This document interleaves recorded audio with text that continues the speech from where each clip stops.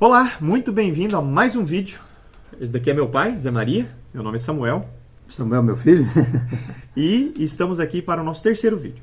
Se você ainda não assistiu nenhum vídeo no nosso canal, tem uma caixinha aqui que você clica aqui, vai assistir a nossa história. Lá o primeiro videozinho, quem nós somos, por que a gente está falando sobre legado, o tema do nosso canal, né, que é de geração em geração, você vai aprender mais sobre isso. E hoje a gente quer dar continuidade sobre esse assunto, mas agora a gente quer ir um pouquinho mais para a lei. O que é a lei? Aquele decálogo, os 10 mandamentos, lá na Bíblia fala sobre isso. E ainda na Bíblia a gente quer pegar uma história de figuras muito importantes bíblicas e poder te orientar de como que você começa a perceber essa transgeracionalidade, como que você leva legado de uma geração para outra. Então, pai, você falou que separou um texto aí de Êxodo 20, né? Isso. São os 10 mandamentos que, em qualquer Bíblia, em qualquer versão, é a mesma coisa. É Êxodo capítulo 20. Então, eu quero ler para você aqui, o versículo 3, que é o primeiro mandamento da lei de Deus do decálogo. Diz assim, não terás outros deuses diante de mim.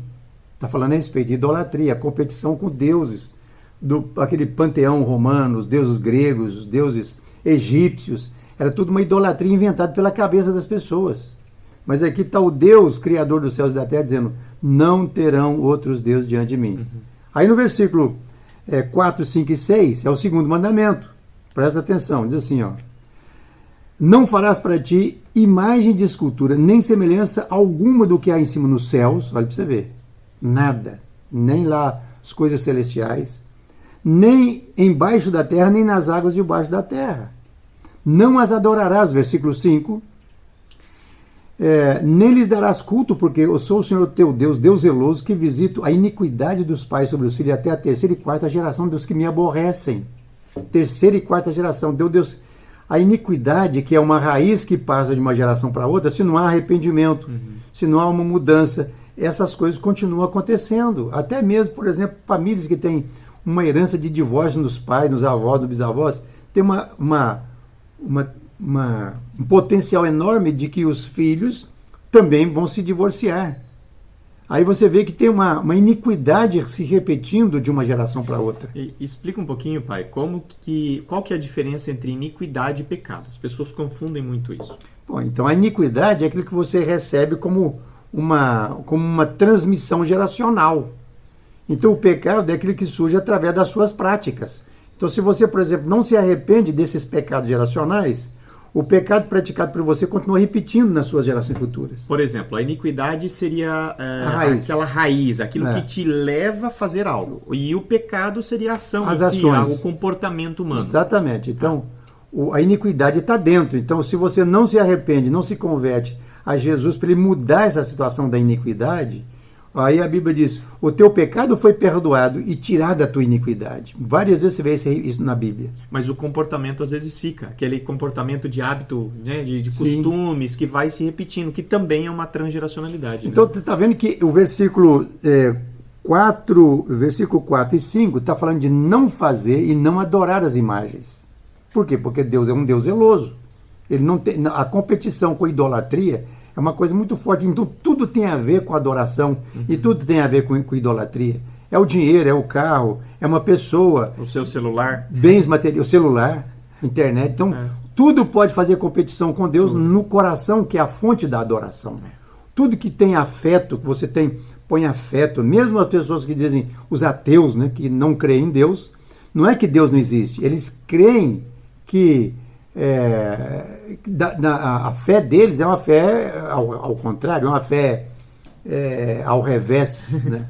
É uma fé... Ele crê que Deus não existe. Ele crê que Deus não existe. Não é que Deus não exista, mas é a fé dele. Então todo mundo tem fé, uma fé ao avesso, né? O avesso da fé é você crer que Deus não existe, mas você crê de todo jeito. Agora acontece o seguinte, que aí no versículo 6 ele diz assim, e faço misericórdia até 1000 gerações daqueles que me amam e guardam os meus mandamentos. Isso é legado. Está vendo que existe uma diferença entre uma herança ruim de iniquidade, que é aqueles pecados que são repetidos se não há conversão, arrependimento, não existe mudança de valores, mudança de cabeça, metanoia. A palavra metanoia é arrependimento. Então, quando você se arrepende dos pecados geracionais e você se convence pelo Espírito Santo de que existe alguma coisa dentro de você que precisa morrer, que é uma velha natureza, né? A Bíblia chama isso de o velho homem, né? A carne. Se você não entende que isso precisa morrer, que o apóstolo Paulo, nas suas cartas, ele fala assim: fazei morrer a vossa natureza terrena, essa natureza carnal, que é a fonte, a iniquidade é a fonte de todos os pecados. E é interessante, pai, porque metanoia é arrependimento, né? Sim. Ou seja, mudança de mente. E a metamorfose é mudança de comportamento. De forma, exatamente. Então, você não adianta só mudar a sua mente se você não muda o seu comportamento. E não adianta mudar só o comportamento se você não muda a sua mente, se você se arrepende dessa iniquidade que está dentro de você. Exatamente. E com base nisso, né, que a gente tem falado, a gente quer contar a história de Abraão, Isaac e Jacó. E também dar uma pincelada em José. Então veja bem. 4 gerações, né? A gente vai falar de 4 gerações. Lá começa em Gênesis 12 e aí vai indo até Gênesis lá 35, 36. O que acontece? Abraão, o pai da fé, como a Bíblia sempre chama, eu não vou entrar em detalhes aqui, tá? O negócio é só dar uma pincelada, depois se você quiser você pode ler na Bíblia. É o legado de Abraão. Tem legado bom, né? Legado da fé, daquilo que Abraão nos deixou, né? Inclusive a Bíblia sempre menciona Deus de Abraão, Deus de Isaac e Deus de Jacó. É o legado que Abraão deixou para nós, né? Ele foi um homem que acreditou e acreditou muito naquilo que Deus tinha. Agora, teve uma situação com Abraão que ficou marcada, e a Bíblia menciona isso. Abraão, eles eram nômades, então eles se moviam muito, né? Ficavam um tempo, aí vinha seca, mudavam e tudo. E nisso eles foram para o Egito, numa época. E a Bíblia diz que Sara era uma mulher muito bonita. Né? Muito bonita. Muito bonita. Qual que foi o medinho de Abraão? A gente vai chegar lá. Normalmente tinham costumes, essas caravanas, quando chegavam em algum lugar, se apresentavam para o rei ou para o faraó. E foi isso que Abraão fez. Eles foram lá e aí ele pensou assim: se eu falar que ela é minha esposa, ele vai me matar e vai pegar ela para ser mulher dele. Era costume isso? Era um costume, né? Inclusive meu pai comentou agora há pouco que e aí que aconteceu? Esse medo de morrer e o medo de perder a esposa fez com que ele mentisse. Não foi uma ideia boa, não. Não foi. O que ele fez? Ele chegou pro faraó, aí o faraó perguntou: e essa mulher, quem que é? Ele falou: não, é minha irmã. E era mesmo, era irmã, meia irmã dele. Era parente lá, né? Mas assim, ele não falou a verdade. Se ele tivesse falado: não, é minha esposa, né? Ele não protegeu a primeira esposa, ele foi covarde, né? E depois quis se salvar. E aí o que aconteceu? Não adiantou nada, o faraó pegou ela pro harém dele e acabou. Ficou 2 anos sendo preparada para ser a futura rainha do Egito, imagina. Até que quando o faraó foi, né, ter a noite com ela, lá, alguma coisa do tipo, Deus chegou e falou assim: você não vai encostar nela não. Enviou uma praga, mano. Enviou uma praga, né? Feriu toda a família real. Aí, ó. E aí o que aconteceu? Aí ela voltou. Passaram-se muitos anos, nasceu Isaac, o filho da promessa. O filho da promessa. Abraão já tinha experimentado. Foi um milagre. Foi um milagre. Tinha experimentado várias coisas, aquela coisa no. Sara estava com 85 monte anos. Lá, onde Deus proveu o cordeiro, tudo e tal, né? Isaac cresceu, casou com a Rebeca. Também a Bíblia diz que era uma mulher muito bonita. E eles foram lá para o meio dos filisteus. Como eram nômades, se moveram e foram para os filisteus. Chegaram lá, o rei dos filisteus queria saber quem que era a tal da Rebeca. E veio o mesmo medo. Mesma coisa. Se repetiu de uma geração para outra. A gente não sabe, a Bíblia não menciona, se Abraão comentou essa história que aconteceu com ele, com Isaac. Mas se tivesse comentado, talvez Isaac não teria feito igual. E aí Isaac terminou contando a mesma mentira. Não, Rebeca é minha irmã. E realmente era parente também, né? Eles se casavam. Foi aí que Deus visitou o rei lá, o rei de Gerar, o rei dos filisteus, de noite, falou com ele em sonho: esse cara, essa mulher aí tem dono. Tem o marido dela lá, não toca nela não, porque você vai se lascar. E aí o que aconteceu? O rei mandou eles embora da terra, falou: vaza daqui, eu não quero saber de vocês aqui. Passaram-se anos, Rebeca engravida, ela engravida de gêmeos, aí nasce Esaú e Jacó. Né? Jacó era o que veio depois. Eles eram gêmeos, mas inclusive a Bíblia fala que ele agarrou no tornozelo do irmão e saiu, né? Depois de Esaú. O cara era meio tinhoso, né? Vamos colocar assim. Aí o nome Jacó já é exatamente por causa disso. O significado. Um estigma, né? O enganador. Deus mudou o nome dele de Jacó para Israel para tirar o estigma de enganador. Do enganador. E veja bem, Jacó piorou a situação, ele amplificou algo que tinha sido só uma mentirinha. Agora passou a enganar, né? Agora ele começou a tramar mesmo. E ele, junto com a mãe, tramou o roubo da primogenitura. E primogenitura na época era algo como se fosse uma herança. Então era como se eu maquinasse para poder roubar a herança dos meus pais em relação à minha irmã. Minha irmã ficar sem herança e eu ficar com toda a herança. Seria mais ou menos isso. E ele tramou isso para roubar isso de Esaú. Olha só. E aí isso deu um rolo, tal, até que em Gênesis 32 ele luta com o anjo, ele luta com Deus e Deus muda a vida dele. E aí tem um processo de mudança. Só que aí entra a quarta geração. Jacó teve 12 filhos, 10 da primeira esposa e algumas mulheres que ele tinha. E as concubinas e 2 filhos da esposa que ele realmente amava. A Raquel. Nasceu José e Benjamim. Só que os irmãos mais velhos, esses 10 primeiros, tinham ciúmes doentio de José. Inveja. Era um negócio horrível, né? Que é uma raiz de iniquidade, né? E o que aconteceu? Eles tentaram assassinar José, jogaram num poço para ele morrer lá, né? Então teve tentativa de assassinato. Depois teve um processo de escravatura, porque venderam ele como escravo e ganharam dinheiro, né?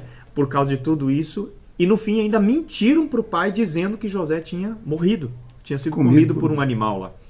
Então, olha só, pai, como que se repete a iniquidade. Ou seja, a iniquidade o que é? É o engano, pelo menos na história de Abraão. E vai aumentando. E só vai piorando. Ou seja, o cocôzinho que estava lá agora virou um ofurô do cocô.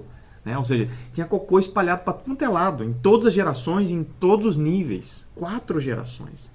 Só que aí tem a história legal. Lá em José tinha a oportunidade de ferrar, assim, lascar os irmãos dele. E o que ele fez? Porque ele era o vice-governador agora do Egito, tinha uma seca muito grande, né? Sim. E agora eles vão buscar ajuda lá no Egito e José era o administrador. E ele teve a oportunidade de continuar esse processo de iniquidade. E o que ele fez? Ele se arrependeu. Então, pai, você comentou a respeito de metanoia, né? Para a gente poder encerrar nosso ensinamento hoje. O que aconteceu com José e o que os nossos seguidores que estão nos assistindo aqui podem fazer na vida deles para ter essa transformação, essa mudança, esse arrependimento, para quebrar esse ciclo de iniquidade geracional? Então, quando vem a consciência dos pecados geracionais, e o José, ele não guardou aquilo no coração. A Bíblia diz que José também é um tipo, a tipologia simbólica da Bíblia, é um tipo de Cristo. Ele não vingou e ele não entrou naquela iniquidade, né, geracional. Padrão de comportamento. E ele decidiu obedecer a Deus, e onde ele ia, Deus honrava a fé dele. Na casa de Potifar, depois no presídio, e depois se tornou vice-governador do Egito, porque Deus tinha dado para ele uma unção de sonho, de revelação de sonhos e tudo. E aí chegam os irmãos e José perdoa. Tem até uma mensagem de um pastor antigo aí dos 7 choros de José, naquele processo todo de arrependimento, porque ele teve a oportunidade de se vingar. Então, o processo para eliminar essa raiz de iniquidade, o que a gente precisa fazer primeiro, pai? É o arrependimento geracional. Primeiro, a identificação do que é, a consciência, né? A consciência. Você tomar consciência dos pecados dos seus antepassados, que está afetando você hoje. Saber o que está acontecendo. É como se fosse uma perseguição, né? Uma perseguição geracional que começa a vir sobre as pessoas. Ela não entende por que ela está passando toda aquela tentação, todo aquele processo de coisa ruim, iniquidade, mas é porque tem uma perseguição demoníaca geracional que vai acompanhando. Então o arrependimento, a metanoia, tira quando você se converte, essa maldição, ela é anulada pela cruz de Cristo. Certo? Sim. E agora, o legado, o lindo é isso, porque você se arrependendo da iniquidade, tem possibilidade do legado continuar, que é o legado da fé do Abraão. Então, você precisa primeiro ter consciência daquilo que realmente aconteceu, né? Aquilo que a gente falou no vídeo anterior, o genograma, você pode clicar aqui e assistir. Sim. Depois você precisa se arrepender, que é o que meu pai falou da metanoia, né? O arrependimento, ele traz uma mudança de mente, ele vira essa chave. Então, é se arrepender, é você realmente falar assim, eu não quero mais essa porcaria nas minhas gerações. Não mesmo. Nem na minha Não e nem mesmo. nas próximas, na posteridade. Eu tomei consciência disso na minha geração e comecei a orar com arrependimento, né? Eu já tenho quase 50 anos de convertido, mas aos 23 anos, quando eu me converti, eu tomei consciência disso. Eu falei, eu não quero isso para minha vida, para meus filhos. Eu não quero isso para meus netos. Então isso é consciência de um arrependimento geracional, que essa raiz de iniquidade precisa desaparecer das suas gerações futuras. E aí a última coisa é uma mudança de padrão comportamental. Porque às vezes É a metamorfose, como você falou. E a metamorfose, né? Então, não adianta só se arrepender, mas se você continua tendo padrão de comportamento igual. Ou seja, é uma bobagem. E não adianta mudar o comportamento se a raiz de iniquidade está lá, porque aí as próximas gerações vai continuar. Muito importante isso. Então, primeira, consciência. Segunda coisa, arrependimento, metanoia. Terceira coisa, transformação. Aí você tem que ir para o lado comportamental. Você tem padrões de comportamento por hábitos, estilos de estilo de vida que você veio repetindo e vendo os teus pais e avós repetindo, a partir de você agora precisa mudar. Só que isso não acontece de uma hora para outra. Você precisa insistir, é uma insistência. É você ir lá e fazer, né? É ralar mesmo, você tem que ralar. Ou seja, com a ajuda do Espírito Santo, com a ajuda de pessoas. Às vezes você precisa de terapia. Sim. Você precisa de pessoas que te deem apoio para esse processo de mudança de padrões, de iniquidade, de mudança de pensamento e também mudança de comportamento acontecer na sua vida. É isso aí, né, pai? Isso aí. Então, a oração, né, que é a comunhão com Deus, né, e a leitura da palavra vai trazendo para você o conhecimento, que a Bíblia diz que o meu povo perece, né? Por falta de conhecimento. Então, nós estamos trazendo para você não só a letra que mata, mas a revelação daquilo que é o rema, a palavra viva de Deus que transforma o coração das pessoas em nova situação. É isso aí. Fez sentido para você? Te ajudou? Olha, se realmente fez sentido, se isso trouxe alguma revelação, algo novo para você, pega esse negócio de compartilhar aqui, esse iconezinho que está aqui. Compartilha. Manda para todo mundo. Se isso faz sentido. A quem você ama, a quem você deseja. Exatamente. Né? Para que essas pessoas possam entender isso daqui. Ok? Se você gostou, curta. Se não gostou também, pode deixar o dislike aí, não tem problema nenhum. A gente te agradece. Obrigado, meu pai. Obrigado, mais uma Samuel. vez. Que bom. Tamo junto aqui. E até o próximo vídeo. Tchau, tchau. Deus abençoe vocês.